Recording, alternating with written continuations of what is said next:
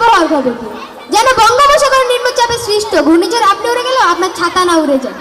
পরের সংবাদ, আজ সকাল 14:14 চরপাতা গ্রামের চোরাতলায় 4 জন ঘাস চাষিদের ঘাস খেয়ে ফেলে ওই এলাকায় স্থানীয় বদমাশ ছাগলের দল। ছাগলদের গ্রেফতার করে জবানবন্দি নেয় পুলিশ কর্মকর্তারা। জবানবন্দিতে ছাগলের দল বলে মে মে মে।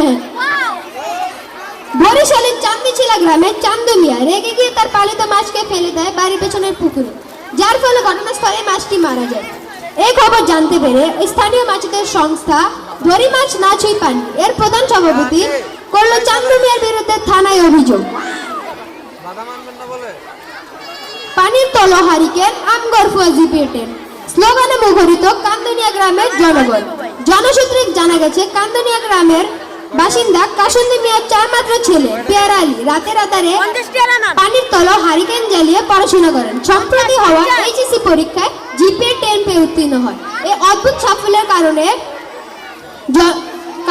কান্দনিয়া গ্রামের জনগণ উপস্থিত হয় কাসুন্দি মিয়ার বাড়িতে বুরিন্দা নিয়ে। বরিশাল্লা পোলা 80 টাকা তোলা মরেছে না মুই চহিদারের পোলা, এই হুমকি স্বরূপ কথাটা বলে চরম বিপদে পড়েছে ঘর জমে থাকা এক কুনোবে। আজ সকাল বরিশালের বাঁশখালী গ্রামে নিজ শ্বশুর বাড়িতে এই ঘটনা ঘটে।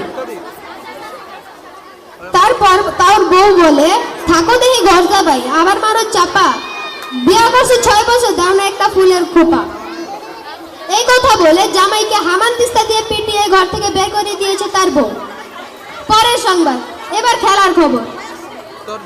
আজ বিকালে চট্টগ্রামের বাঁশখালী গ্রামে এক বিশাল ফুটবল খেলার আয়োজন করা হয়েছে।